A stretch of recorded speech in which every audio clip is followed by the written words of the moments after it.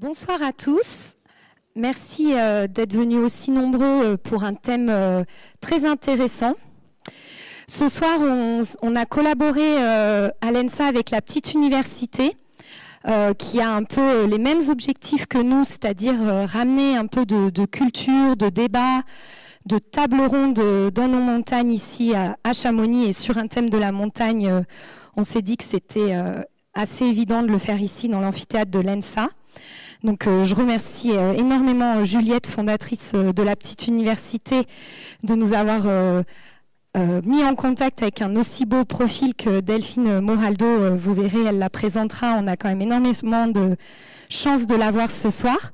Il faut savoir qu'on héberge tous les mois une conférence ici à l'ENSA sur des sujets très variés et qu'on sera à même de recollaborer avec la petite université. Donc je les remercie beaucoup pour cette collaboration. Si vous voulez avoir des infos sur les prochaines conférences à l'ENSA et avec la petite université, on a laissé des feuilles pour que vous nous laissiez vos emails en bas et en haut. Donc n'hésitez pas quand vous sortez. On aura tout le temps un micro qui tourne dans la salle. Essayez de poser vos questions dans le micro parce qu'on a un live et aussi après on a une rediffusion. Donc voilà, c'est tout pour moi et je laisse la parole aux deux principales protagonistes. Merci beaucoup. Voilà, c'est mieux. Bon, je ne vais pas redire merci à tous d'être là. Voilà, on est très contents, mais on va aussi faire un remerciement quand même en bonne et due forme à l'ENSA qui accueille donc cette conférence. Et voilà, merci particulier bien sûr à Clémentine avec qui c'est un plaisir de travailler. Donc bon, parmi vous, il y a un certain nombre d'adhérents de la petite université, mais d'autres ne le sont pas. Donc je me permets juste en 2 mots de présenter rapidement notre association. C'est donc une association à but non lucratif dont l'objectif est de diffuser de la culture, du savoir le plus largement possible. Donc le cœur de notre activité, c'est plus des cours, des ateliers, des stages qui ont lieu toute l'année. Hein. Donc je vous invite à jeter un œil ou sur notre site internet ou sur les brochures qui sont à votre disposition ici ou en haut. Mais également, on organise tous les mois des événements, essentiellement des conférences ou des rencontres. Et donc très naturellement, on a décidé de faire celle-ci ce soir. Il y en a eu d'autres par le passé et il y en aura d'autres dans l'avenir. Donc les sujets peuvent être très divers. Aujourd'hui, c'est plus sur l'alpinisme. Ça pouvait être aussi sur les conduites à risque, sur le vide avec Étienne Klein, sur l'histoire de l'art ou que sais-je. Donc on a tout un programme qu'on vous invite bien sûr à suivre. Et donc dans le cadre de ce programme de conférence, donc nous sommes très heureux parce qu'on reçoit, comme l'a dit Clémentine, Delphine Moraldo, qui est donc une sociologue émérite, qui est donc normalienne, qui est agrégée d'économie. Alors je vais lire mes notes pour les titres et de sociologie. Pardon, qui donc travaille aussi au centre de recherche Max Weber à l'ENS, donc à l'École normale supérieure de Lyon. Elle enseigne la sociologie en classe préparatoire et elle a donc récemment publié L'esprit de l'alpinisme, une sociologie de l'excellence du 19e siècle à aujourd'hui. Donc, bon, malheureusement, on n'a pas beaucoup d'exemplaires, mais on en a quelques-uns. Donc, il y en a 2. Donc, ceux qui veulent l'acheter, qu'ils se précipitent. Non, en revanche, bien sûr, vous pouvez vous le procurer par toutes sortes de moyens. Hein, et notamment, on vous invite à aller chez Landru, qui, bien sûr, pourra vous les offrir. Enfin, pas vous les offrir, vous les vendre. Voilà, donc on va faire cette conférence sous une forme d'échange. Donc je vais poser des questions à Delphine. On partira essentiellement du travail qu'elle a fait et qui a donné lieu à cette publication. Bien sûr, on essaiera que ce soit un petit peu interactif. N'hésitez pas si vous avez des questions. Sinon, évidemment, un temps d'échange sera prévu à la fin. Voilà. Donc c'est tout pour moi. Ah oui, petite chose aussi, vous avez vu, on fait un petit pot à la fin. Donc si vous voulez, n'hésitez pas pour échanger, voilà, que ce soit avec nous, avec Delphine bien sûr, et ce sera avec plaisir. Ah oui, et autre petit détail, pardon, pour soutenir aussi l'association, on invite ceux qui ne sont pas forcément adhérents à la petite université ou stagiaires à l'ENSA, ou même eux, s'ils le veulent, hein, bien sûr, à laisser une petite participation libre, voilà, qui nous permet de continuer à organiser ce genre d'événement. Ou si vous le souhaitez, bien sûr, vous pouvez adhérer. Voilà, c'est 20 € l'année et on vous fait plein de super choses. Voilà, merci beaucoup. Alors Delphine, merci d'être là ce soir. Merci, ça marche? Oui, là je okay. pense... Vous m'entendez? Ouais. Okay. Donc, tu as travaillé, notamment, tu as fait même une thèse sur la notion d'excellence et sur l'esprit de l'alpinisme, hein, comme l'indique le titre de l'ouvrage. Alors, est-ce que tu peux nous en dire un petit peu plus sur l'objet et les contours généraux de ton travail? Oui. Alors en fait, ce livre qui a été publié, c'est issu d'une thèse en sociologie, et c'est vrai que faut que je parle plus fort? Ok. Bah, je peux pas monter le son plus. Ouais, ça va? Ok, bon. Bah, je sais pas si je peux pas. Ça va être augmenté. Ok. Et en fait, c'est une thèse de sociologie et d'histoire à cheval entre les deux, et le titre que j'ai choisi, mais je m'en étais pas rendu compte, te donne un peu l'impression que c'est de la philo, peut-être. C'est pas trop fort là? Non. Ok. Mais en fait, c'est une thèse, c'est un travail d'histoire qui s'intéresse à ce que c'est que l'excellence en alpinisme. Donc en fait, j'ai travaillé sur la notion d'excellence, les grands alpinistes. Qu'est-ce qui fait l'excellence, la supériorité, la grandeur en alpinisme, c'est ça que ça signifie, depuis le milieu du 19e siècle jusqu'à aujourd'hui. Et donc la question que pose ce travail et qui a derrière le titre de cette conférence, c'est ça.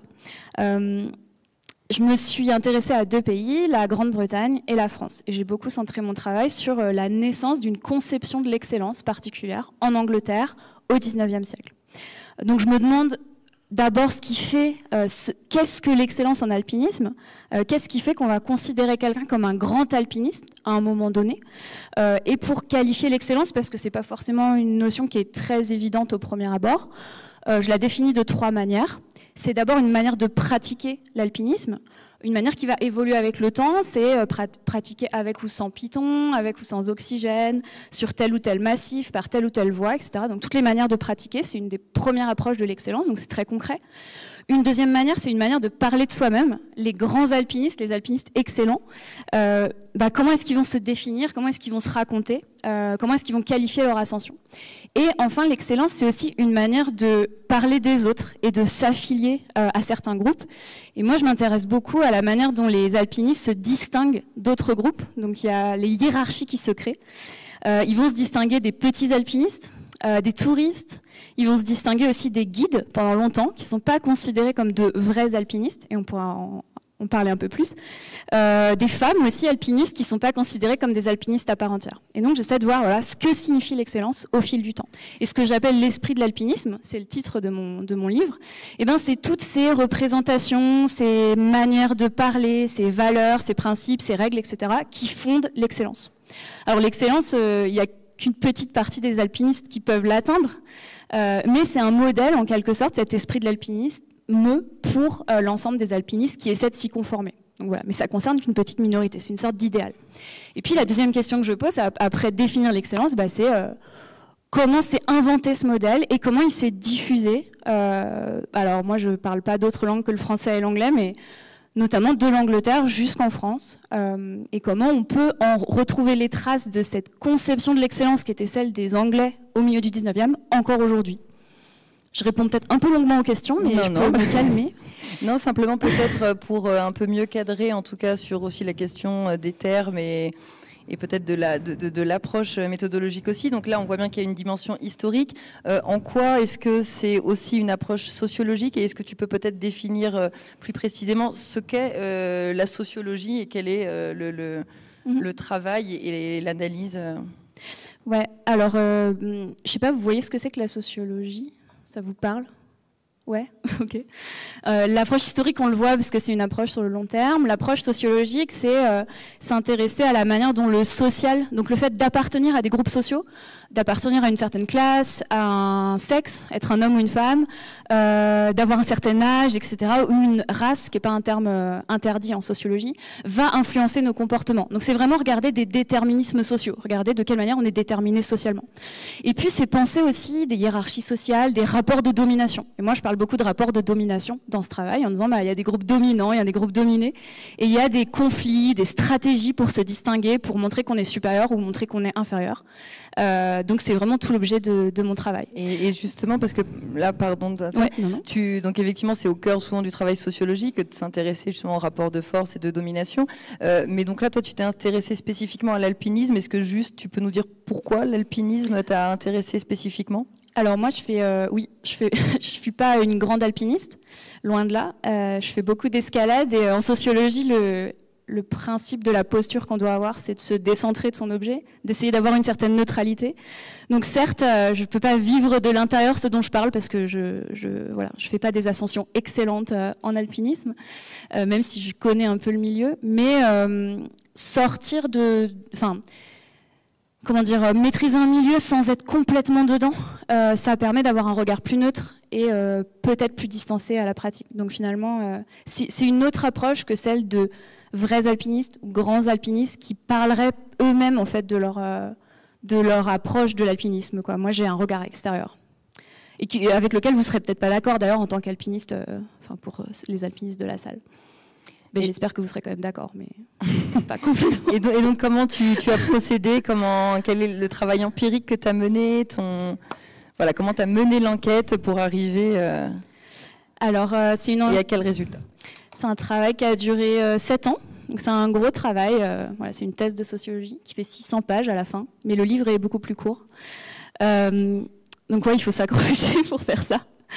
Et en gros, j'ai travaillé avec pas mal de données. Donc j'ai été demandée au club alpin sélectif parce que je m'intéresse vraiment à l'excellence, donc aux grands alpinistes.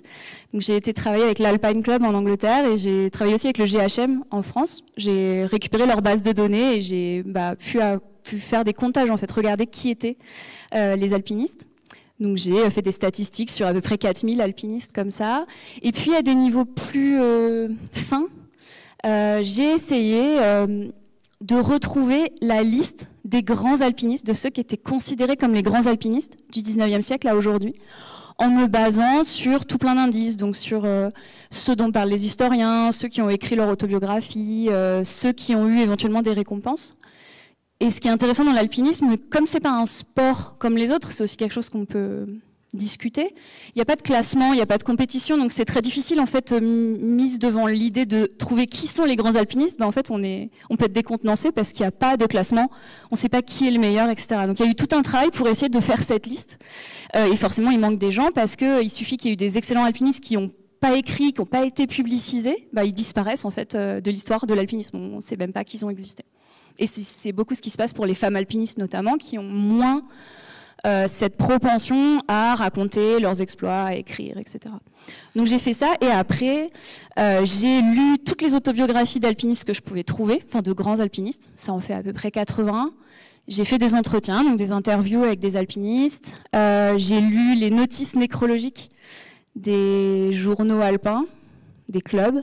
Et puis, j'ai lu tous les articles des journaux des grands clubs pour essayer, au fil du temps, de voir comment ces conceptions de l'excellence, elles évoluaient. Donc, c'est pour ça que ça m'a pris 7 ans. Voilà. Mais il y a un gros matériau empirique derrière, quand même. Et ça, donc, vers quel résultat ce travail t'a mené? Alors, ça m'a mené à pas mal de résultats. Ma première grosse conclusion, c'est que l'alpinisme en soi, c'est quand même une pratique élitiste. Je ne sais pas si vous le ressentez comme ça, si c'est ressenti comme ça, mais j'avais cette idée-là sur l'alpinisme, et en fait, en allant regarder les origines de l'alpinisme, on se rend compte que les premiers alpinistes, donc c'est vraiment des Anglais au milieu du 19e siècle. Alors vous pouvez dire il y a l'ascension du Mont Blanc avant, etc. Mais le premier club alpin, c'est l'Alpine Club, 1856 ou 57, c'est décembre ou janvier, ça dépend. Et c'est un club en fait qui regroupe que des hommes de l'élite sociale. Donc il y a une base très très élitiste socialement à l'alpinisme. Et moi, la grande conclusion ce que j'essaie de montrer dans ce travail, c'est que leur conception de l'alpinisme, qui est celle d'hommes, de gentlemen en fait anglais du 19e, on la retrouve encore sous des formes un peu évoluées aujourd'hui dans la manière dont on pense l'excellence en alpinisme. Donc finalement, les grands alpinistes d'aujourd'hui, ils découlent un peu de la manière dont ces grands bourgeois pensaient l'alpinisme il y a 150 ans, 150 ans, un peu plus même. Est-ce que, je ne sais pas, comme ça, on peut faire un petit sondage à main levée, pour qui l'alpinisme était justement une pratique assez élitiste? Est-ce qu'il y en a qui le prenaient comme, c'est dans leur conception que c'est une pratique élitiste? Est-ce que vous pouvez lever la main?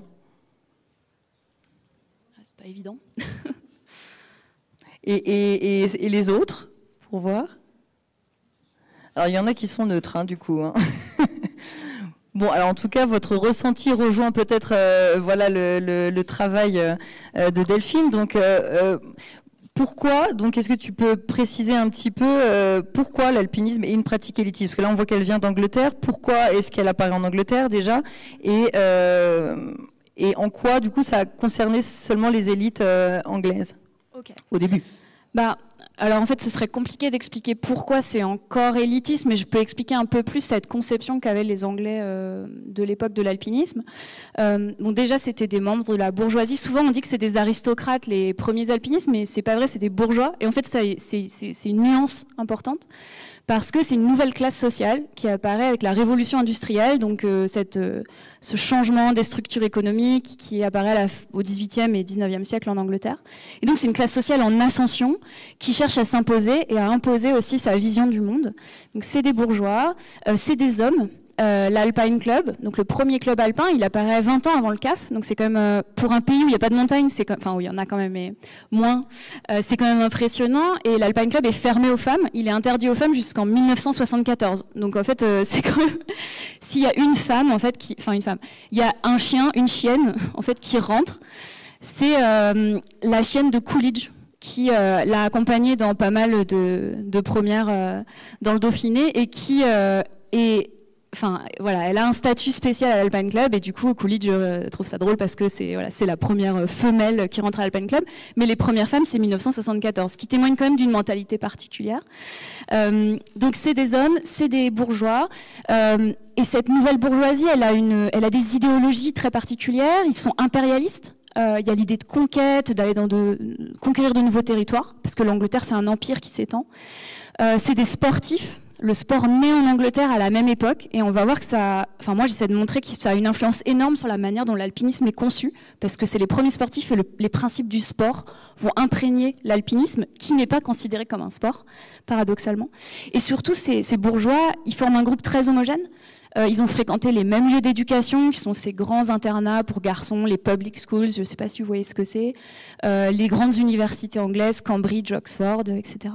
Et donc, c'est un groupe très, très homogène qui va partager une même vision du monde et ils vont importer ça dans l'alpinisme. Alors, la manière dont ils envisagent cette manière élitiste de voir l'alpinisme, ça se perçoit dans la manière qu'ils ont de mettre à distance tous les gens différents, en fait, tous les profils sociaux différents des leurs. Donc c'est déjà interdire l'accès à l'alpinisme aux classes populaires, aux alpinistes éventuellement des classes populaires. Donc l'Alpine Club, par exemple, il faut être coopté pour rentrer. Et si on ne fait pas partie des bonnes classes sociales, on ne peut pas y rentrer. Et ça dure jusqu'à très longtemps. Et aujourd'hui encore, on voit que c'est toujours un peu le cas en fait à l'Alpine Club, mais même au GHM. J'ai regardé les statistiques du GHM, c'est à 70% des classes supérieures en fait au GHM. Donc mine de rien, ça continue d'exister, même si c'est pas conscientisé. Donc il y a une sélection sociale qui éloigne les éventuels entrants d'origine populaire. C'est très très fin, par exemple. Memri, je ne sais pas si ça vous dit quelque chose. Bon voilà, Memri, grand alpiniste de la fin du 19e siècle. Il a été refusé au début à l'Alpine Club parce que on pensait qu'il avait un magasin de chaussures, qu'il était commerçant. Et commerçant, c'était pas assez bien pour l'Alpine Club, donc on lui a refusé l'entrée. On voit donc, ils interdisent les classes populaires, ils méprisent les touristes dans les Alpes, parce que les touristes, c'est presque les mêmes classes sociales, c'est des bourgeois aussi, mais c'est quand même des bourgeois un peu inférieurs, donc on les méprise aussi. Ils méprisent les guides, tout en les respectant d'une certaine manière, on pourra en reparler. Pour eux, les guides, c'est pas des vrais alpinistes, pas tellement parce qu'ils sont moins forts dans la montagne, au contraire, ils sont plus forts qu'eux, mais ils font pas partie du même milieu social, donc ils peuvent pas rentrer dans les clubs et faire partie de l'excellence. Ils méprisent les femmes, parce que c'est un groupe d'hommes attachés à ces principes. Et il y a toute cette éthique de l'alpinisme qui va naître aussi dans ce groupe, parce que ça découle des principes portés par ce groupe. Alors, est-ce que tu peux approfondir un petit peu, puisque quand même ici, il y a quelques guides ou des gens qui s'y dédient. Donc, quel est le rapport qu'entretiennent justement les grands alpinistes issus de cet Alpine Club avec les guides, et quelle est l'évolution un peu historique et pourquoi ils considèrent que les guides ne sont pas des alpinistes à part entière? Alors les membres de l'Alpine Club, donc l'alpinisme, vous le savez peut-être, mais le grand alpinisme, parce que moi je parle de l'élite de l'alpinisme. Ah ouais, il y a peut-être des images d'ailleurs, je peux vous montrer des choses. Oula. Alors déjà la couverture, je l'avais choisie pour illustrer ce que c'était que l'excellence. Je la vois là, en alpinisme. Je ne sais pas si vous reconnaissez, c'est une image un peu... Ouais, c'est Doug Scott sur l'ogre, voilà, et du coup, je me disais que ça... Parce que je parle beaucoup aussi d'engagement, d'éthique, de vocation dans ce travail. Et je crois que j'ai une... Voilà, alors c'est pas une photo, c'est une gravure, mais ça, c'est les membres de l'Alpine Club, je crois, Azermatt. On voit rien, parce que c'est pixelisé, mais vous pouvez imaginer. C'est un effort. C'est une image qui est connue aussi, c'est une gravure qui est connue, et alors voilà, c'est ces gentlemen un peu dignes, et on voit quelques guides, mais les guides, ils ont des positions un peu inférieures. Je crois que j'en ai d'autres, alors ça, on les verra après. Là, on voit, alors ça c'est une femme alpiniste victorienne qui s'appelle Elisabeth Leblond. C'est une des rares femmes qui a publié son autobiographie, et là on la voit avec son guide. C'est une image assez rare. Et voilà, là j'ai l'exemple type de l'alpiniste victorien de l'époque, c'est Leslie Stephen. Ça vous dit peut-être quelque chose? En fait, alors, son nom a été un peu oublié par rapport à Mummery, Whymper ou ces hommes-là, mais en fait, c'est le président de l'Alpine Club pendant longtemps, et c'est un des grands alpinistes de l'âge d'or. L'âge d'or de l'alpinisme, pour les Anglais, c'est 1855, 1865, enfin 54-65. Et vous voyez, c'est vraiment un homme digne. Alors, c'est un professeur d'université, essayiste. C'est le père de Virginia Woolf, l'écrivaine. C'est une famille illustre anglaise, et voilà, lui, c'est un des grands alpinistes. Je regarde si j'en ai d'autres. Non. Oups. Parce qu'on a mis les photos au dernier moment tout à l'heure, donc voilà, manque de préparation. C'est un des grands alpinistes de l'âge d'or, et on voit bien cette espèce de rigueur bourgeoise. Je sais même plus de quoi j'étais censée dire. Le rapport qu'ils entretenaient avec les guides. Et par exemple, Leslie Stephen, ce grand alpiniste de l'âge d'or, donc pratique avec des guides, parce que jusqu'à la fin du 19e, c'est la norme. On monte au sommet avec un guide. L'alpinisme sans guide n'est pas encore devenu la forme excellente d'alpinisme. Donc jusqu'aux années 1880, on considère qu'une grande ascension s'est faite avec un guide. Mais même si le guide fait tout le travail, le guide taille les marches, trouve l'itinéraire, va au sommet, il n'est pas considéré comme un alpiniste à part entière. Et il y a des passages super intéressants de ces hommes, de Leslie Stephen par exemple, qui dit, je vous montre l'ordi, mais en fait il faudrait que je montre là, qui dit sans conteste, le guide est meilleur que moi, il est supérieur, je ne pourrais pas aller au sommet sans lui. Mais d'ailleurs, c'est une compétition injuste, parce que comment nous, on pourrait être aussi bon qu'un guide alors qu'on va dans les Alpes qu'un mois l'été, parce que finalement, c'est des hommes qui travaillent, c'est de la bourgeoisie qui travaille, donc ils vont jamais pratiquement, ils pratiquent très peu. Et du coup, c'est normal qu'il soit meilleur que moi, parce qu'il toute sa vie, il a couru dans les montagnes, il a chassé le chamois, il a cherché des cristaux, etc. Mais par contre, c'est un inférieur social, et c'est un serviteur, en fait, il est là pour nous emmener au sommet, donc ce n'est pas un alpiniste, et c'est normal que mon nom apparaisse en premier sur la première ascension. Donc ils avouent complètement, ils sont au clair avec le fait que les guides sont meilleurs qu'eux, que les guides sont supérieurs sur le terrain, tout en refusant de leur accorder le qualificatif d'alpiniste. C'est assez intéressant. Alors après, ça ne veut pas dire que c'était que des bourgeois méprisants, ils deviennent un peu amis avec leurs guides, ils les emmènent en Angleterre avec eux, voilà, ils développent des relations un peu sur le long terme, mais ça reste quand même une relation de domination, une hiérarchie, quoi, un peu une forme de mépris social.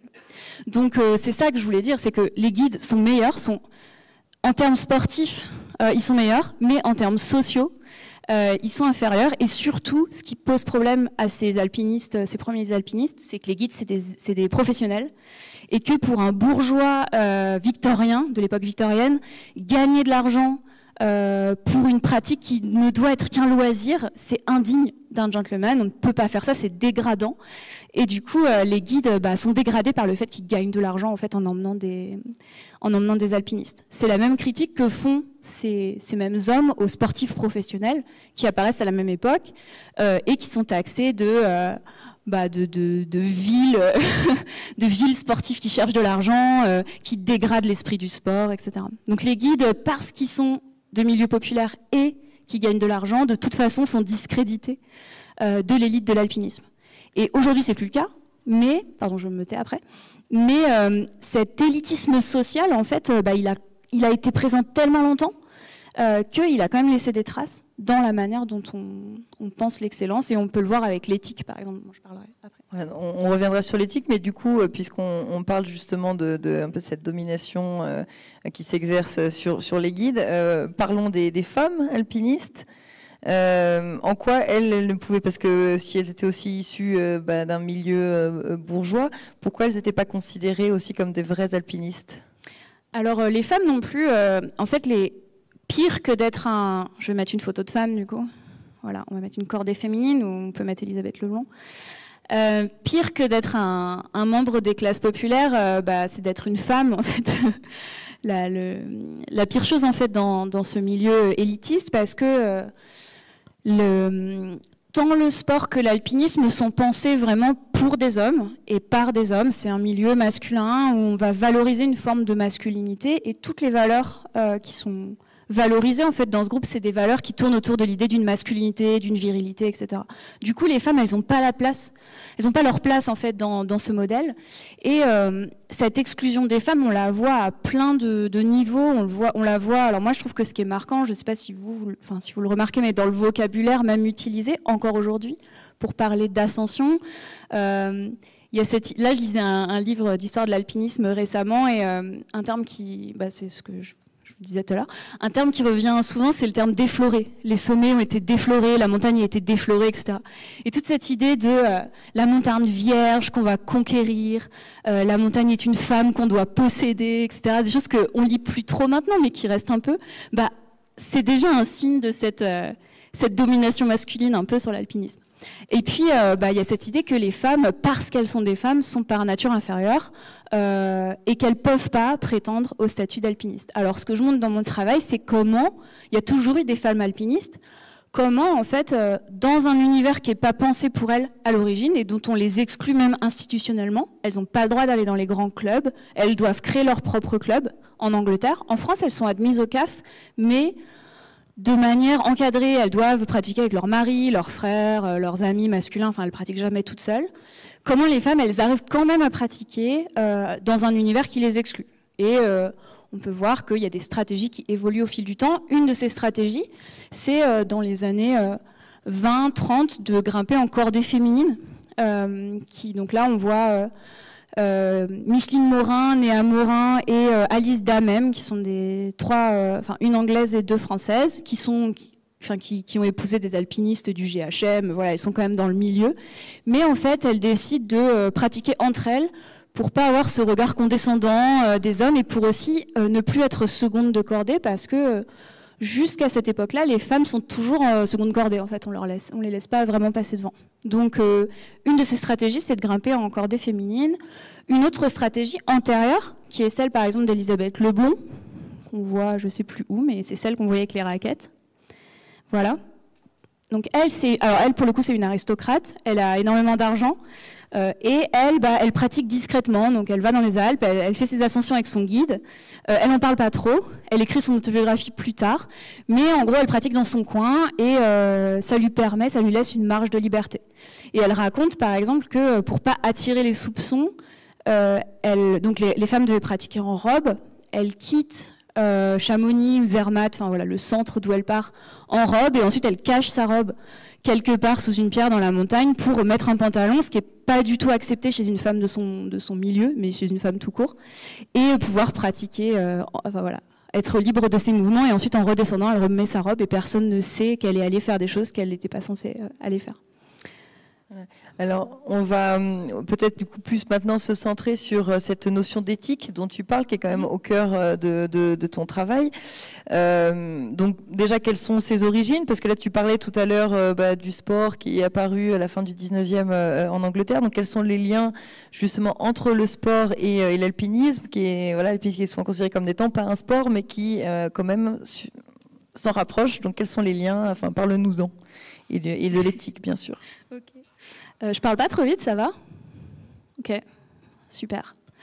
Alors moi, une thèse que je développe une des grosses thèses de mon travail, j'essaie d'expliquer les origines de l'éthique de cette restriction des aides artificielles qu'on utilise pour faire de l'alpinisme. Bon, j'espère que c'est une définition qui vous convainc de l'éthique. Essayer de pratiquer avec des moyens limités. J'essaie de retracer les débats sur l'éthique, mais aussi d'en trouver les origines. Et je pense que, en fait, l'origine de l'éthique, elle vient toujours de ces alpinistes anglais au XIXe siècle. Elle vient du sport, du monde sportif, parce que en Angleterre, à la même époque, s'invente le sport. Donc le sport, je sais pas si c'est, en fait, c'est pas forcément très connu, mais le sport moderne, pas les Jeux Olympiques antiques, mais vraiment le sport moderne, apparaît en Angleterre autour des années 1840-1850. Dans ces écoles d'élite pour les garçons. Et en fait, le sport, c'est une manière de canaliser ces jeunes hommes, donc il n'y a pas de filles, c'est pas du tout pour les femmes, et aussi de leur inculquer des valeurs qui feront d'eux des futurs leaders de l'Empire britannique. Donc ça s'adresse à des garçons des classes supérieures. Et dans le sport, on leur inculque le courage, l'esprit d'équipe, le fair play, l'abnégation, le fait de se sacrifier pour un collectif et le respect des règles, etc. Et donc c'est dans ces écoles qu'apparaissent par exemple le rugby et le football, qui à l'origine sont une seule pratique, le rugby-football, qui va les deux vont se séparer au fil du temps. Et ce qu'on voit, c'est que ces alpinistes, ces premiers alpinistes, en fait, sont aussi les premiers sportifs. Et quand ils parlent de leur manière d'envisager l'alpinisme, ils font souvent le lien avec leur manière d'envisager le sport. Et ils vont dire, dans le sport, ce qui compte, c'est de respecter l'esprit du sport, c'est d'être fair play. Et d'être fair play, c'est pas tricher et c'est se battre à armes égales contre son adversaire. Et du coup, appliqué à l'alpinisme, ça se traduit en, pour pas qu'une ascension soit trop facile, pour pas que le combat soit gagné d'avance, pour se battre à armes égales contre la montagne, il faut limiter les aides artificielles d'ascension. Et on le voit très clairement dans les écrits des premiers alpinistes. Certains refusent même la corde. Alors, en Angleterre, sur le territoire anglais, pas en France, mais on voit que les premiers grimpeurs anglais, c'est les années 1860-1870, il y en a un qui s'appelle Asket Smith par exemple, il met une corde, mais en fait c'est au cas où, donc c'est on peut s'y raccrocher au cas où, mais pour lui la corde c'est même pas éthique à l'époque. Et après ça change, la corde est acceptée, etc. Les Anglais sont très crispés sur l'éthique, il y a peut-être des Anglais dans la salle, j'ai entendu quelqu'un parler anglais tout à l'heure, mais bon. Les pitons en Angleterre, les spits, c'est quelque chose qui reste quand même assez tabou, c'est dans des lieux, on peut pas en mettre n'importe où, quoi. Et en fait, les Anglais, cette insistance sur l'éthique des Anglais, elle vient de ce fair play sportif appliqué à l'alpinisme. Et après, ça va s'étendre à d'autres pratiques. Ça va être l'oxygène. Par exemple, les Anglais, ils ont un monopole sur l'Everest dans les années 10, 20, 30. Donc, il y a plein d'expéditions. Il y en a 7 ou 8 sur l'Everest. Et en fait, la question d'utiliser l'oxygène fait un énorme débat en Angleterre parce que est-ce que ce serait pas tricher et gagner trop facilement que d'utiliser l'oxygène pour aller sur l'Everest? Alors, certains disent oui, mais c'est l'Everest, c'est la plus haute montagne du monde, donc c'est un opposant tellement énorme qu'on a le droit d'utiliser l'oxygène sur cette montagne-là. Et donc, c'est ce genre de débat. Et les pitons, c'est vraiment ce qui va cristalliser pendant longtemps cette crispation anglaise en fait sur l'éthique, parce que par exemple un moment dans les années 20, il y a des alpinistes allemands qui viennent en Angleterre, qui plantent 2 pitons dans une voie, et là ça fait un scandale national. Il y a des alpinistes anglais qui vont les enlever, qui vont les piétiner par terre pour dire nous on est fair play, on est éthique, etc. Et aujourd'hui l'éthique, elle a plus forcément cette connotation là. Souvent on l'associe, j'ai l'impression, mais à lire des articles sur l'éthique, on l'associe aussi à une forme d'écologie. C'est pour protéger la nature, une espèce de limitation des moyens pour pas abîmer la nature. Mais avant l'argument écologique, il y a l'argument sportif en fait, cette idée de fair play sportif qui historiquement est quand même antérieur et sur lequel vient se greffer des considérations et qu'on retrouve un peu dans le style alpin. Ouais, le style alpin typiquement, c'est une évolution de l'éthique. Par exemple appliqué à l'himalayisme où au début on considérait que se battre à armes égales c'était aller de camp en camp avec des cordes fixes et des porteurs, etc. Et puis des Sherpas. Et puis aujourd'hui c'est trop facile. D'ailleurs on voit les files d'attente au sommet de l'Everest. Donc pour faire une ascension excellente aujourd'hui et éthique, il faut le faire sans oxygène, il faut le faire sans Sherpa, il faut le faire en style alpin, en dormant sur la montagne, etc. J'aurais pu mettre d'autres images. que celle que j'avais, mais voilà. Alors du coup là je fais un petit pas de traverse, hein, même si du coup voilà l'éthique finalement maintenant ce qui va former les grands alpinistes c'est plus peut-être cet esprit et ce respect de l'éthique. Mais qu'en est-il justement du coup par rapport à cette notion d'élitisme, de la place des classes plus populaires ou d'origine ouvrière, si on revient en tout cas peut-être un petit peu avant aujourd'hui, mais dans la pratique de l'alpinisme? En fait, effectivement, à l'origine, des alpinistes de classe de milieu ouvrier, de classe populaire, il n'y en a pas. En fait, quand on cherche, on n'en trouve pas pendant longtemps. Soit parce qu'on ne les connaît pas, en fait, ils ont pratiqué sans rester dans les registres, parce qu'ils ne pratiquaient pas forcément dans les clubs, ils n'étaient pas acceptés, en fait. Donc pendant longtemps, il n'y a juste pas d'alpinistes vraiment de milieu populaire, sauf les guides, qui sont bien sûr meilleurs, en fait, que les alpinistes, mais qui compte pas dans la catégorie des alpinistes. En France, j'aurais pu le dire tout à l'heure, mais par exemple, je sais pas si vous, Jean Charlet, par exemple, un guide de la fin du 19e, qui a fait des premières assez connues. Il n'est pas accepté au CAF parce qu'il est guide. En fait, il épouse sa cliente, une riche anglaise qui s'appelle Isabella Stratton. Alors c'est hyper rare, c'est la seule occurrence d'un guide qui épouse une aristocrate. En fait, c'est même pas, c'est difficilement pensable, mais ils le font. Et puisqu'il n'est plus guide et qu'il est marié à cette aristocrate, il a le droit de rentrer au CAF, par exemple. Donc là, on voit bien que le statut des guides, il est quand même très particulier. Et en fait, il n'y en a pas pendant longtemps des alpinistes de classe populaire, mais ensuite ils arrivent et on voit que il y a plein d'alpinistes de milieu populaire connus. On a en France Pierre Alain, on a Parago, Berardini, je sais pas, je peux Magnon. On a pas mal d'alpinistes de vraiment issus des classes populaires qui arrivent dans l'alpinisme plus tard. Deux choses là-dessus. Moi, quand j'ai comparé la France et l'Angleterre, en France, il y a vraiment quelque chose qui facilite cette entrée des alpinistes de milieu populaire. C'est toutes les institutions, comme l'ENSA, qui apparaissent dans les années 40 et qui, en fait, font office de canal d'entrée, en fait, dans l'alpinisme. Parce que ça va former des alpinistes qui viennent pas forcément soit géographiquement des montagnes, comme les guides, soit de cette élite sociale qui se garde l'alpinisme comme une pratique à eux. Donc le fait qu'il y ait ces institutions, l'ENSA, Jeunesse et Montagne avant, les institutions militaires, le GMHM par exemple, qui apparaissent, ça va vraiment faciliter la démocratisation de l'alpinisme. Et puis on voit qu'avant ça, il y a quand même des alpinistes de milieu populaire, notamment dans les années 30, il y en a en Angleterre et il y en a en France. En Angleterre, c'est parce qu'il y a la crise de 29, donc cette grosse crise économique qui fait qu'il y a plein de chômeurs et en fait désœuvrés en Angleterre, ils vont aller dans les montagnes et découvrir les montagnes anglaises qui sont à côté de chez eux, mais ils vont créer leurs propres clubs qui sont pas les clubs historiques. Et en fait, on voit qu'il y a une espèce de deux branches de l'alpinisme qui se créent, la branche populaire et la branche élitiste, socialement élitiste qui reste. En France, pareil avec le Front populaire, on voit que on a un début de démocratisation de l'alpinisme avec des ouvriers, par exemple, qui vont aller dans les montagnes. Mais moi, en tant que sociologue et historienne, j'ai du mal à les identifier, encore une fois, parce qu'ils sont pas forcément restés. En fait, leurs noms sont pas forcément restés. Et quand on veut faire de l'histoire, on est obligé de le faire avec les témoignages qu'on a. Et en fait, un témoignage qui n'existe pas, c'est comme si la personne, elle n'avait pas existé, quoi. On peut même pas savoir ce qu'elle a fait, en fait, qu'elle a même fait peut-être des grandes ascensions, mais impossible de le savoir. Bon, je vais m'arrêter là. Non, encore quelques petites questions. Hein, on arrive, j'en ai encore un peu. Sur cette question, parce que je pourrais continuer pendant longtemps. On pourrait y revenir après. Si vous avez des questions, gardez-les et bien sûr, on en parlera après. Là, à la fin du livre, tu consacres toute une partie à la vocation. Donc c'est vraiment quelque chose qu'on entend beaucoup dire quand on parle avec des futurs guides ou pas, c'est cette idée un peu de vocation, de rêve d'enfant, de métier passion. Alors voilà, comment au fil du temps ça devient justement une vocation, l'alpinisme?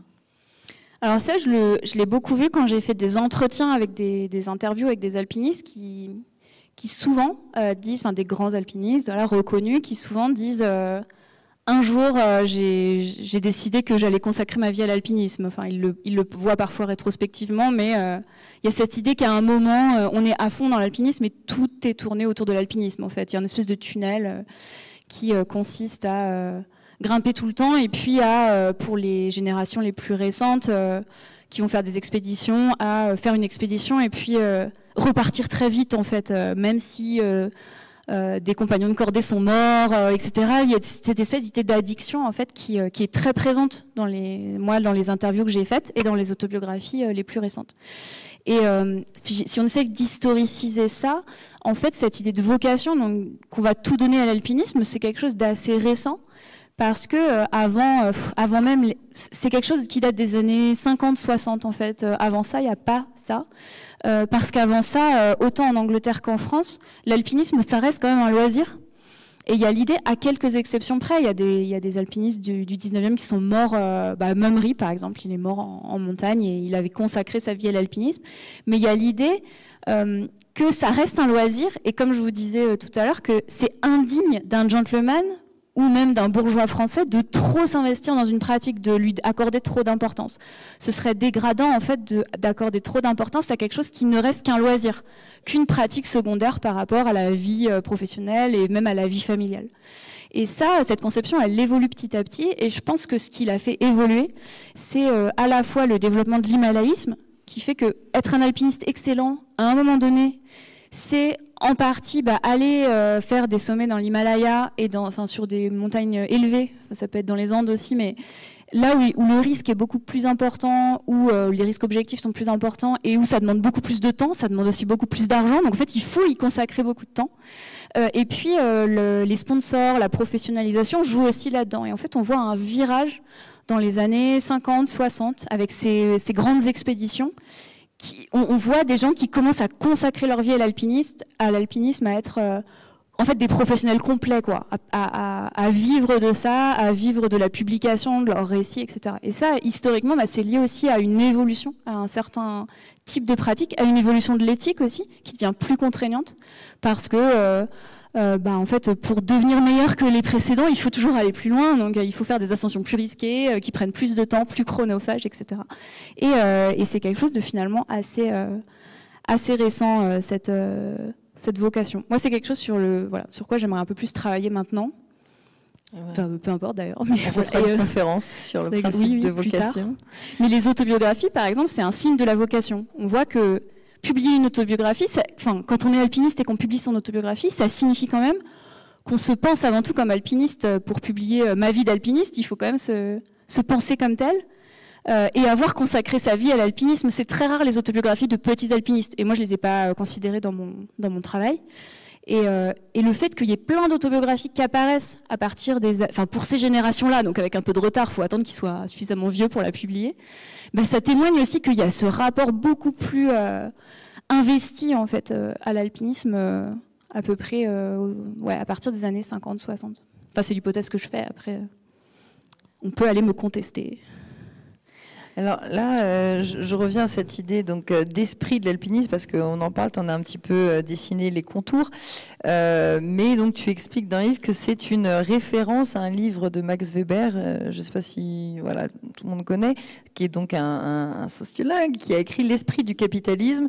Est-ce que tu peux nous expliquer le rapport justement entre l'esprit de l'alpinisme et l'esprit du capitalisme tel que le décrivait Max Weber? Ça, c'est la question sociologique pure. Désolée. Ouais, je sais pas si ça vous intéresse, on peut développer un peu, mais donc Max Weber, c'est un économiste sociologue du 19e qui a écrit notamment L'éthique protestante et l'esprit du capitalisme, et c'est un ouvrage assez central en sociologie. Et dans L'éthique protestante et l'esprit du capitalisme, il essaie de faire un lien entre la mentalité des protestants puritains au XVIe, XVIIe siècle et le capitalisme qui apparaît dans ces mêmes pays en fait protestants un peu plus tard, en disant la mentalité des protestants. Cet investissement dans le travail, par devoir, etc., c'est la même mentalité qu'on retrouve dans le capitalisme et qui permet au capitalisme de se développer, en fait, qui permet l'accumulation du capital. Et en fait, moi, c'était un signe de l'élection divine que de réussir matériellement sur Terre. Voilà, c'est ça.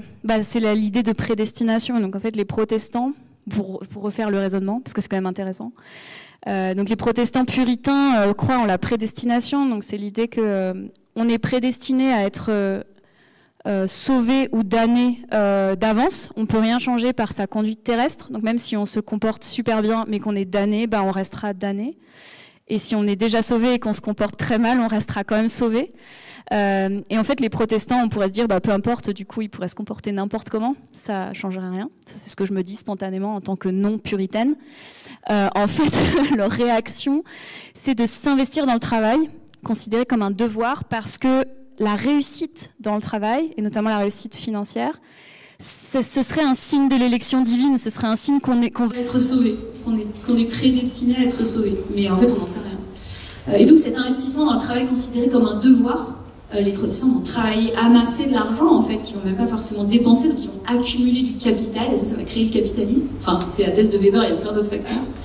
C'est cette mentalité-là qu'il appelle l'esprit du capitalisme. Et moi, le titre de mon livre, L'esprit de l'alpinisme, alors c'est un clin d'œil aux sociologues, parce que je pense que en fait, ça passe à, voilà, ce clin d'œil échappe à la plupart de mon lectorat qui n'est pas sociologue. Mais c'est l'idée que c'était plutôt pour cette idée de mentalité, en fait, qui a peut-être des origines qu'on a oubliées, mais qui demeurent. Après, maintenant que j'ai publié le livre et qu'on m'a pas mal posé, enfin que j'ai eu l'occasion d'en parler avec quelques personnes, je me rends compte qu'il y a un rapport entre l'alpinisme et le capitalisme qu'il faudrait un peu creuser. Notamment parce que les premiers alpinistes, c'est vraiment des capitalistes voilà, de la suite de cette révolution industrielle, et je pense qu'il y a quelque chose à creuser là-dessus. Voilà pour cette réponse. Eh ben, c'est une très bonne réponse. Alors, bon, là, moi, j'ai posé des questions, mais vous avez peut-être effectivement voilà, quelques questions qui vous sont venues au cours de la présentation. Alors, est-ce que certains souhaitent poser une question à Delphine ? Moi, pour lancer une question, tu parlais donc des rapports de domination historique, et tu as quand même aussi pas mal étudié l'alpinisme contemporain. Quels rapports de domination persistent? Est-ce qu'il y en a des nouveaux qui sont apparus? Voilà un peu un point actuel de la sociologie, une image de sociologie de nous qui faisons de l'alpinisme, de nos semblables, et ici à l'ENSA, des alpinistes aussi conformes, où on pourrait avoir un peu de cette vision de sociologue. Alors, je pense qu'il faudrait plus de recul en fait historique pour pouvoir répondre à cette question, parce que c'est en train de se passer. Moi, la seule chose que je pourrais répondre, c'est je pense que ces rapports de domination, ces hiérarchies, qui sont très vieilles, elles persistent d'une certaine manière. Je pense qu'à l'ENSA, il y a quand même toujours une minorité de femmes, enfin j'imagine, voilà, je ne sais pas combien c'est, je serais curieuse de savoir. Et dans le milieu alpiniste, quand on regarde les bases de données des clubs, parce que c'est les seules auxquelles j'ai accès, on voit que il y a quand même une majorité de classes supérieures en fait qui pratiquent l'alpinisme. Ça reste, même si on n'a pas forcément l'impression quand on est dans la montagne, voilà, mais ça reste quand même un sport assez élitiste socialement, et ça reste un sport très masculin. Ça, par exemple, c'est deux choses qui restent. Moi, je serais curieuse, ce qui me pose question, c'est notamment le milieu des guides. Moi, j'aimerais bien, j'imagine que ces données, elles existent, mais elles n'existaient pas quand j'ai fait ma thèse. Enfin, pas bien, en fait. J'aimerais bien savoir, connaître vraiment le recrutement social des guides. Je suis curieuse de savoir d'où on vient quand on devient guide. Si c'est un recrutement social si élargi que ça, ou si c'est polarisé dans certains milieux sociaux. Je serais vraiment, parce que hommes-femmes, on le voit, enfin ça c'est facile, mais pour les milieux d'origine, voilà, si vous avez connaissance de travaux là-dessus, je crois qu'il y en a qui sont faits en ce moment.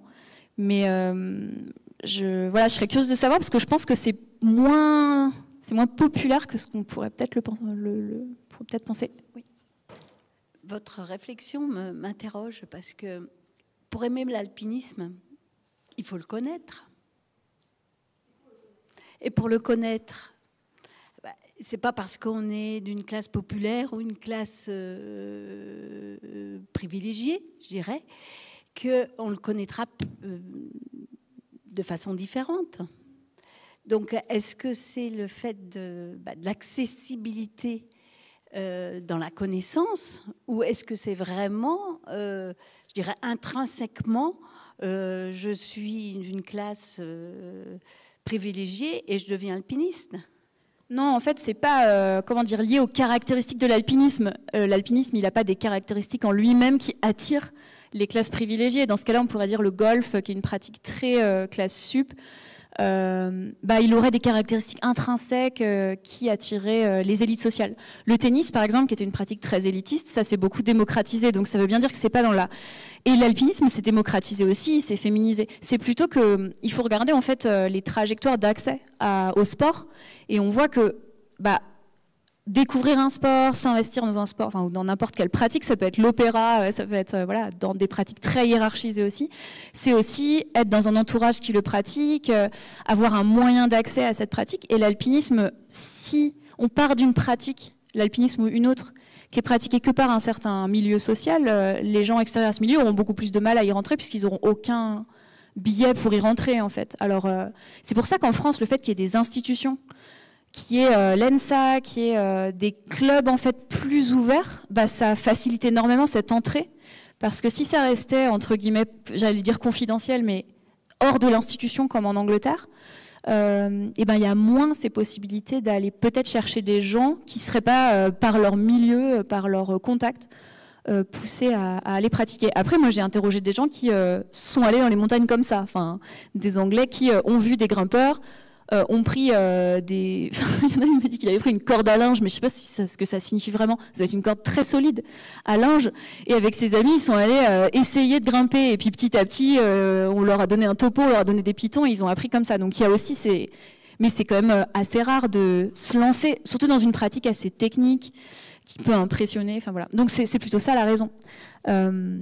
Après, par exemple, à Marseille, il y avait dans les années, je sais pas, 50, je suis pas spécialiste, mais les excursionnistes marseillais qui étaient un peu un club de prolétaires, et puis les cafistes qui étaient plus bourgeois. Enfin, en tout cas, j'avais interrogé des alpinistes qui disaient qu'il y avait vraiment ces clubs plus populaires et les autres plus bourgeois, et que ça finissait parfois par se mélanger quand même. Et puis le scoutisme qui permettait aussi une entrée plus ouverte.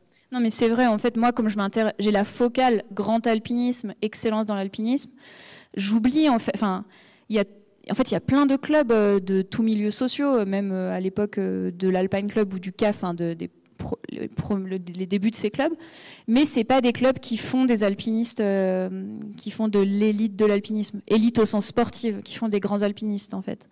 Donc, il y a toujours eu des...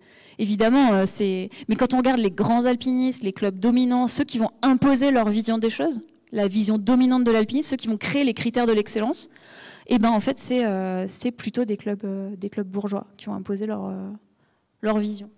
Mais du coup, à l'heure actuelle, c'est qui les grands alpinistes? Et est-ce qu'ils viennent toujours les critères sont-ils toujours les mêmes? Je pense que les critères sont les mêmes. Après, c'est à vous de me le dire parce que, en fait...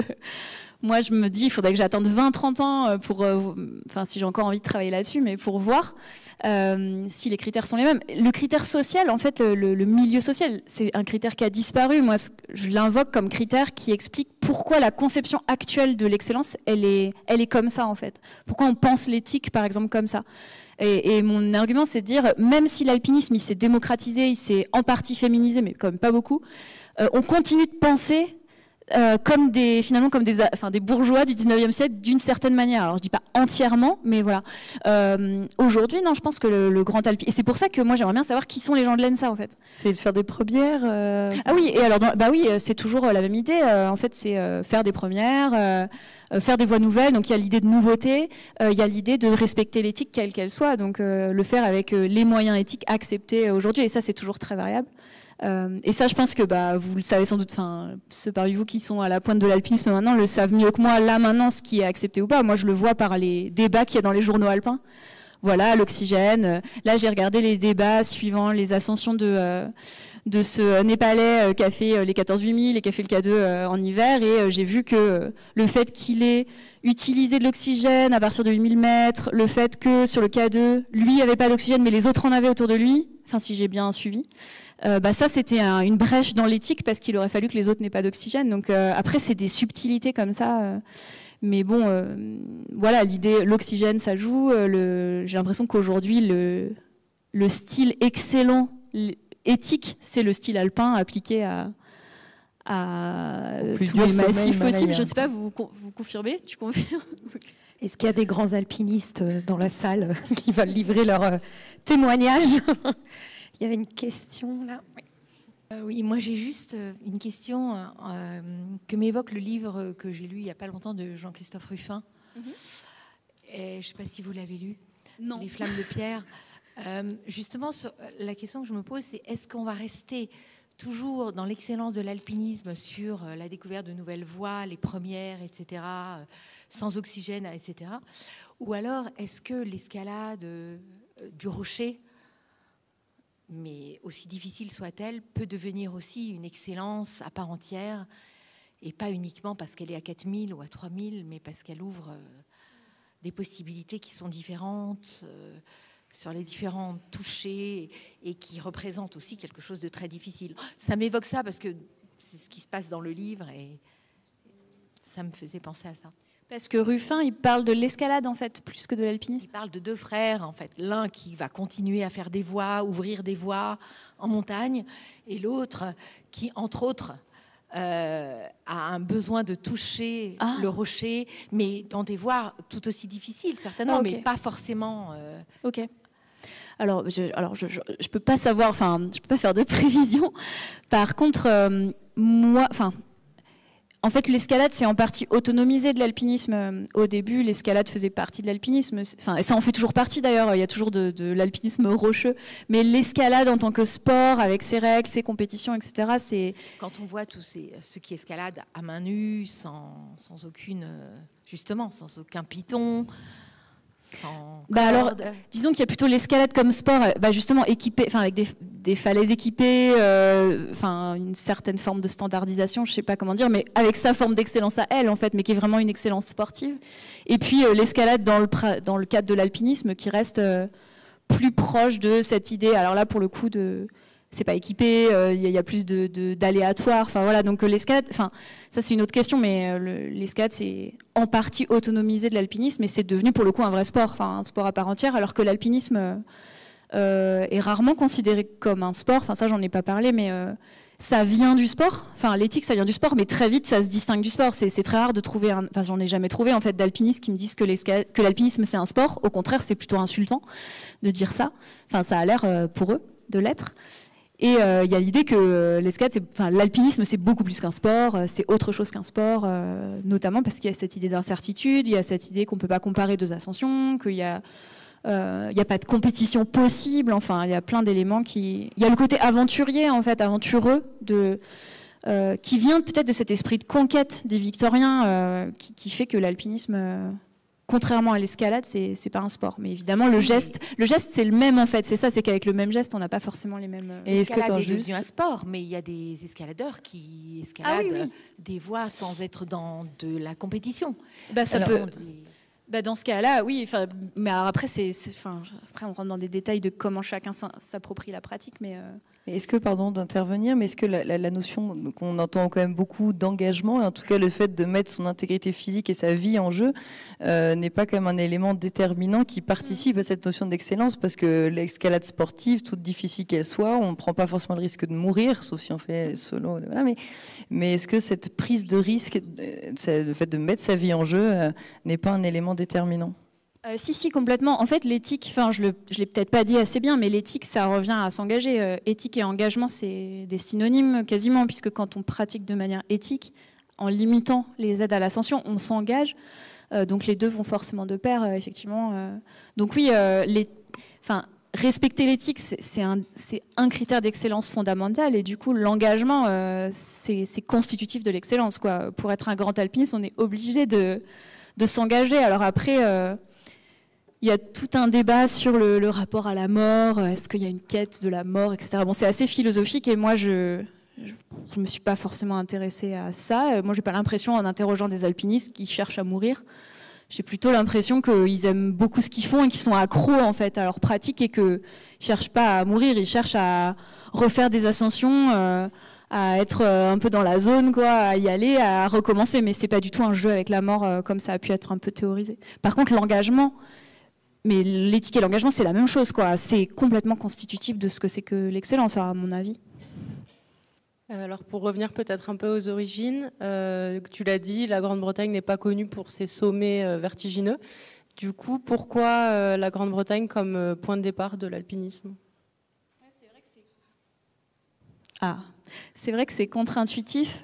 Pourquoi c'est les Anglais qui, en fait, ont créé le premier club alpin, et les Anglais sont arrivés dans les Alpes dans les années 1850 et ils ont fait presque toutes les premières des sommets. Enfin, ils en ont laissé très peu en fait, sauf la Meije.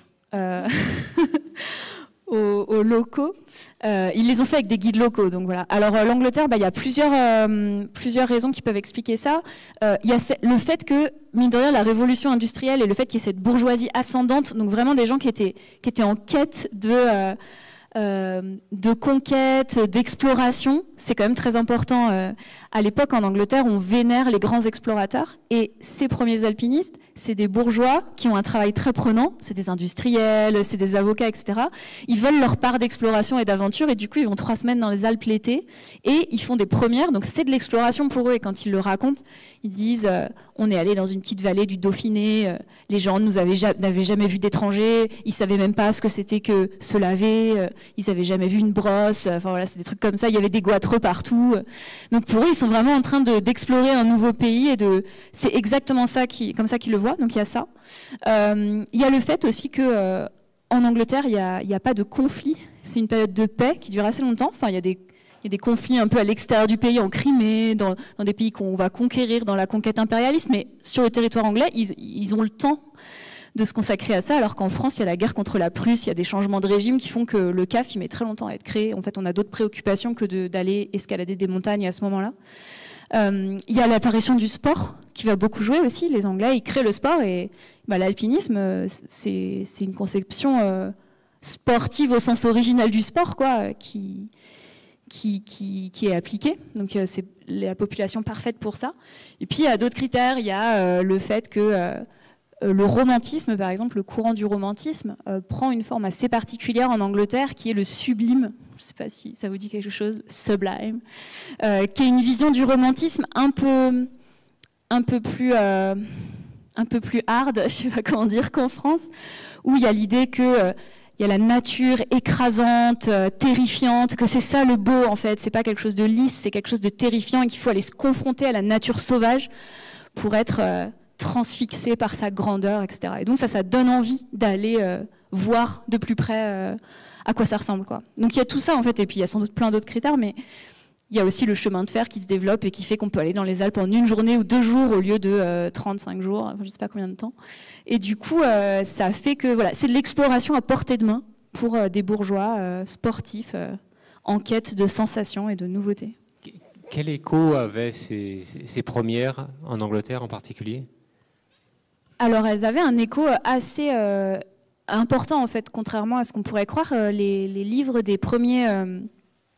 Les livres de l'Alpine Club, en fait, donc ils publient des récits de courses, puis après ils font leur revue. C'est publié à des dizaines de milliers d'exemplaires. C'est sans arrêt réédité. Et puis les livres de Leslie Stephen que je vous ai montré, Whymper, Mummery, c'est des ouvrages qui sont des best-sellers, qui sont traduits dans plein de langues, qui sont traduits en français presque immédiatement. Donc c'est un écho vraiment important. Et quelque chose dont j'ai pas parlé, mais en fait cette conception anglaise, via ces livres, elle va aussi se diffuser vers la France. On pourrait croire que la France, c'est le lieu, enfin les Alpes, quoi. Les Alpes sont en France et du coup, ça naît là-bas. Mais en fait, je pense, en regardant historiquement, en regardant les textes et tout, les Français vont traduire très vite les ouvrages des Anglais, les lire et dire il serait temps qu'on fasse aussi bien que les Anglais. Regardez les Anglais, regardez la manière dont ils font les ascensions, et on voit que les meilleurs Français vont adhérer à l'Alpine Club. C'est une marque de prestige pour eux. Donc ça a un énorme écho, mais même en dehors de l'alpinisme. Et du coup, les alpinistes deviennent ces espèces de nouveaux explorateurs adulés, en Angleterre au moins. En France, je ne sais pas si ça a la même réception. J'ai pas l'impression que... En Angleterre, ils vont construire un moment, un peu avant, ils construisent une représentation miniature du Mont Blanc, en fait, pas en 3D, mais tout autour, quoi, où on peut s'immerger, et ils amènent des chamois des Alpes, pour que le public anglais ait l'impression d'être à Chamonix. Donc il y a vraiment cette mode des Alpes, voilà, et puis des costumes locaux, et puis on va mimer l'ascension du Mont Blanc, qui est un truc incroyable, avec des tempêtes, des monstres, des crevasses partout.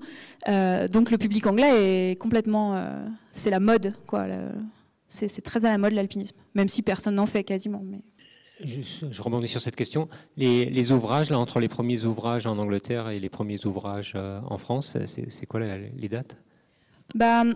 en fait, en France, il faut attendre la création du CAF. Donc, les premiers ouvrages anglais, c'est même 1840. 1840, 1850, et alors il y a des best-sellers qui sont écrits dans les années 1870.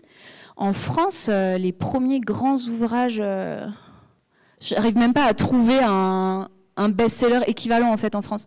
En France, c'est les premiers récits d'ascension dans les années 1870-80. Et pour qu'il y ait des ouvrages de même ampleur, peut-être parce que je sèche, parce que je suis fatiguée, mais ouais, mais voilà, il y a Terret, tout ça, mais ça c'est quasiment 100 ans après. En fait, c'est vrai que les ouvrages français qui ont le même impact en France que ces ouvrages anglais, il faut attendre Les Conquérants de l'Inutile, il faut attendre Annapurna Premier 8000.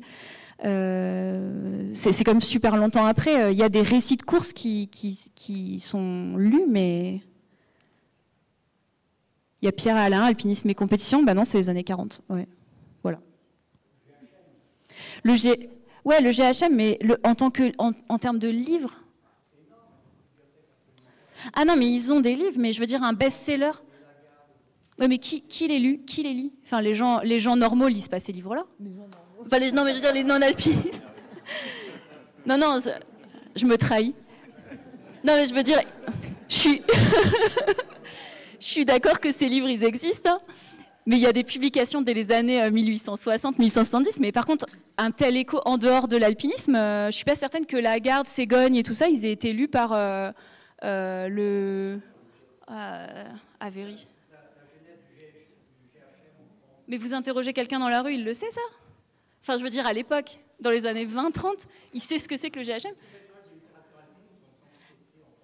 Ah, mais je suis pas en train de contester la qualité littéraire. Je suis en train de contester la diffusion. Voilà, la diffusion. Je pense que effectivement, ils écrivent très bien. Et je dis pas que le GHM, c'est pas un groupe d'élite, etc. Mais par contre, ça n'a pas la même impact, je pense, sur le grand public, quoi. Qui connaît, par contre, l'impact que ça a, c'est quand il y a l'himalayisme, quoi. Bah, c'est quand même un best-seller en Angleterre.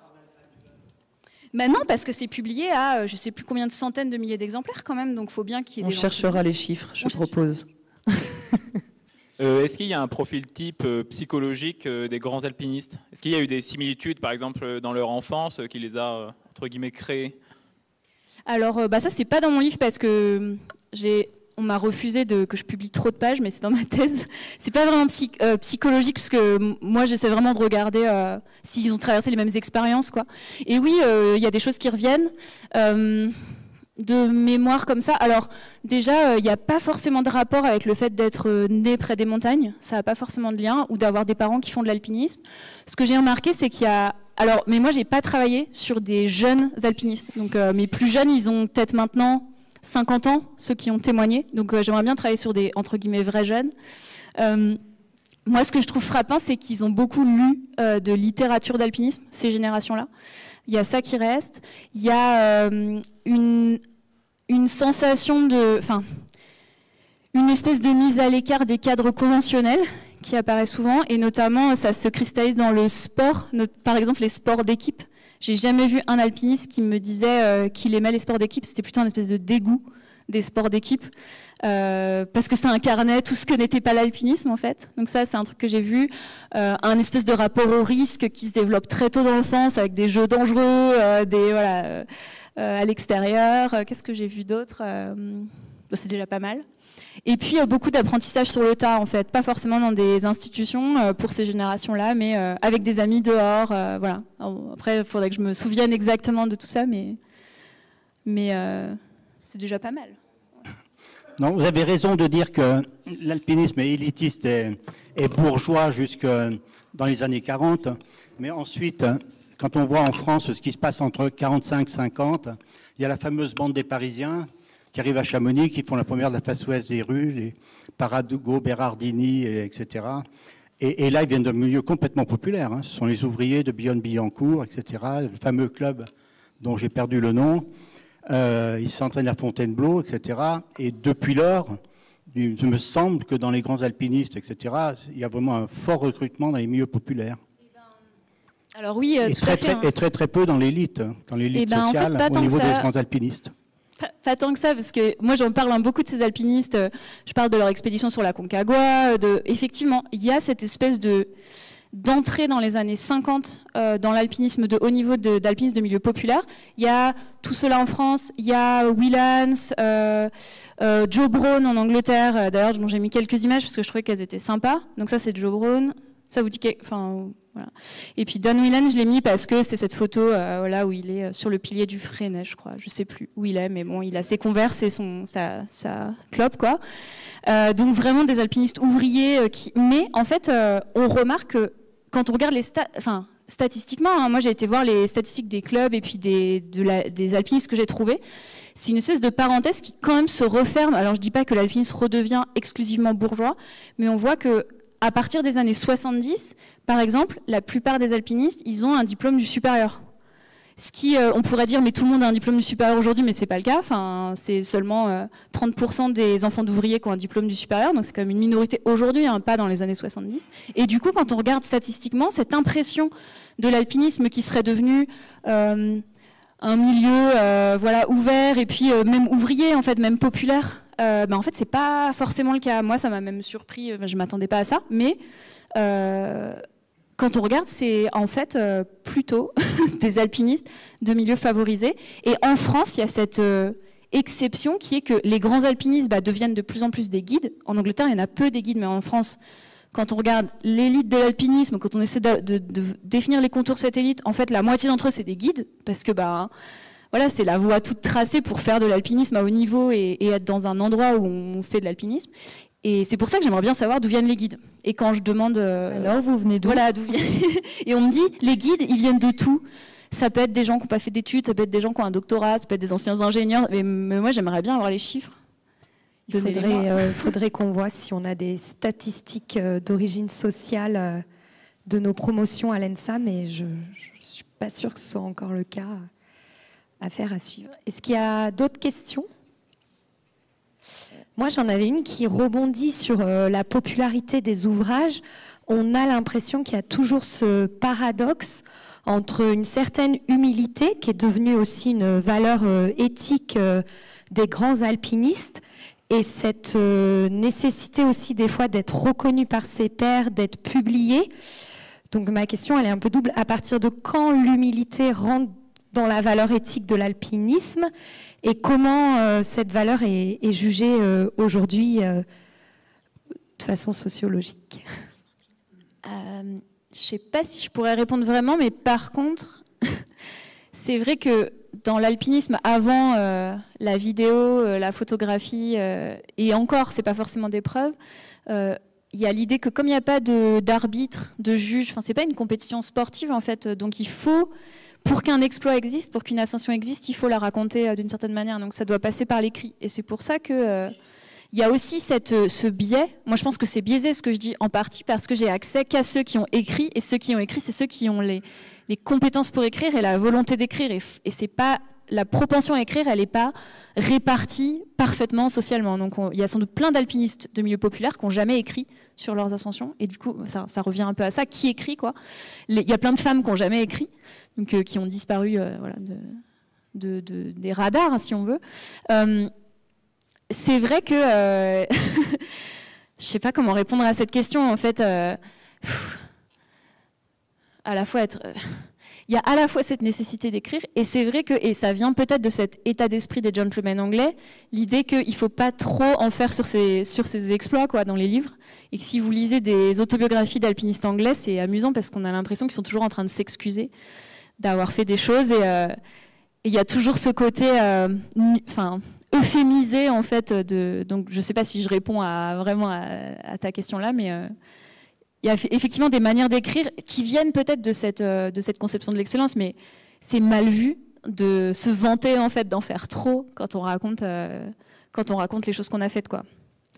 Alors après, il y a quand même des petites parenthèses très héroïques dans la manière de raconter des ascensions. Annapurna premier 8000, c'est quand même hyper héroïque, hyper nationaliste, voilà. Mais c'est un style qu'on retrouve plus vraiment aujourd'hui. Mais amusant à lire, enfin intéressant à lire quand même, pour voir. Moi, j'avais une dernière question au sujet un peu des rapports de domination. voilà, dont tu parlais au départ, entre voilà, les alpinistes anglais et leurs guides. Est-ce que dans peut-être l'étude des pratiques plus contemporaines, est-ce que les guides auraient un peu repris leur revanche avec une forme de domination sur le petit alpiniste, sur le touriste, avec une forme voilà, où ils ont repris peut-être un peu ce comportement, mais à l'égard du petit alpiniste touriste ou pas suffisamment bon. Voilà. Alors c'est sûr que le rapport au guide a complètement changé parce que maintenant les alpinistes excellents c'est des guides, donc ça effectivement. Moi ce que j'observe quand les quelques alpinistes que j'ai interrogés, guides, grands alpinistes que j'ai interrogés, c'est que il n'y a pas de mépris du petit alpinisme, mais par contre il y a une manière d'être guide qui est différente d'autres manières possibles d'être guide. Notamment, ce qu'on m'a souvent dit, c'est moi, je suis pas là pour faire des Monts Blancs, par exemple. Du coup, je pense qu'il y a une hiérarchie dans les manières d'être guide. Enfin, c'est l'hypothèse que je fais, c'est ce que j'explique, mais c'est peut-être pas le cas. Mais en tout cas, il y a différentes manières d'être guide. Ça va être, par exemple, ne pas faire des Monts Blancs, mais faire des ascensions difficiles avec des clients entre guillemets sélectionnés qu'on revoit régulièrement. Faire des treks, enfin des choses à l'étranger en fait, faire une espèce de, je trouve plus le terme, mais il y a un terme. Pas des expés, mais des voyages quoi. Enfin voilà, avec des clients, donc organiser des choses, plus complexes à organiser. Mais c'est clair que l'expression faire des Monts Blancs, on me la sort à chaque fois quoi, pour me dire que c'est pas ça. Et après, il y a aussi toute une posture. Difficile en fait avec les clients qui ressortent des entretiens parce que c'est difficile certains clients ont l'air difficiles et c'est difficile aussi de se mettre au niveau de certains clients qui sont pas assez respectueux par exemple ou qui sont trop mauvais. Voilà, ça on me le dit parfois, c'est pas forcément dit tout de suite mais c'est dit au bout d'un moment que parfois il faut se taper des clients qui sont mauvais et qu'on préférait faire autre chose quoi et qu'ils n'ont pas le temps de mener à bien leur propre projet. Parce que il faut quand même emmener les clients pas très bons dans la montagne. Voilà. Je trouve que l'autobiographie de Marc Battard, je ne sais pas si vous l'avez lu, mais il parle de ça, de son espèce d'exaspération de ses clients. Et son dernier client, il en a marre et il décide d'arrêter quoi, parce que il en a marre d'être traité comme ça par ses clients qui lui donnent des ordres en fait. Et c'est vrai qu'il y a cette posture ambiguë entre être un grand alpiniste, et aussi être guide en même temps. Et je finis là-dessus, mais par exemple Lionel Terray, dans Les Conquérants de l'inutile, je crois que c'est là-dedans, mais il dit guide pour moi, c'était une forme de prostitution honorable. Il fallait bien le faire, j'avais pas vraiment envie. Mais du coup, prostitution honorable. Et je trouve que pour certains alpinistes, c'est un peu ça l'idée, je trouve. Mais pour d'autres, ils adorent, mais ils ont des clients sélectionnés. Oui, bonsoir. Merci pour la conférence. Mais je suis étonnée de ne pas avoir entendu parler des guides Valo. Parce que là, ce sont des mines de jeunes qui ouvrent les voies et qui les expliquent. Et il y a bien quelqu'un qui contrôle. Enfin, avant, il y avait M. Contamine, il fallait aller déclarer les premières. Et alors, est-ce que vous avez eu l'idée de contacter ou voir qui avait ouvert beaucoup de voies? Ce ne sont pas des guides, ce sont des jeunes qui se donnent à fond pour la montagne. Et pour moi, l'excellence, c'est ça. Ah oui, mais tout à fait. Ouais, en fait, non, je suis pas en train de dire que les personnes excellentes, c'est des guides. Je dis que, et justement, en fait, il y a des amateurs qui sont très bons. Je dis que quand on regarde qui sont les grands alpinistes aujourd'hui, après, moi, je me base pas peut-être que j'ai une conception plus restrictive de l'excellence, en fait, parce que je regarde aussi qui est reconnu comme excellent. Et donc, tous les gens qui ne sont pas reconnus comme tels, moi, je ne les vois pas, en fait. Mais par contre, il y a de plus en plus de guides, mais ce n'est pas pour ça que les guides forment l'entièreté des alpinistes excellents. En fait, il y a, par exemple, en Angleterre, l'autre pays que j'ai étudié, la plupart des grands alpinistes, c'est plutôt des amateurs ou entre guillemets des professionnels sponsorisés. Mais effectivement, ce serait une autre définition de l'excellence en fait, approchée par les auteurs de première. Ce serait plus élargi, je pense. Ça demanderait un travail phénoménal. Je suis en train de réfléchir à comment il faudrait faire. Mais non, mais ce serait un critère. Effectivement, c'est pertinent, vous avez raison. Il faudrait que je regarde comme autre manière de le définir. Ouais. Voilà, et merci beaucoup Delphine, je pense qu'on peut l'applaudir pour cette belle conférence.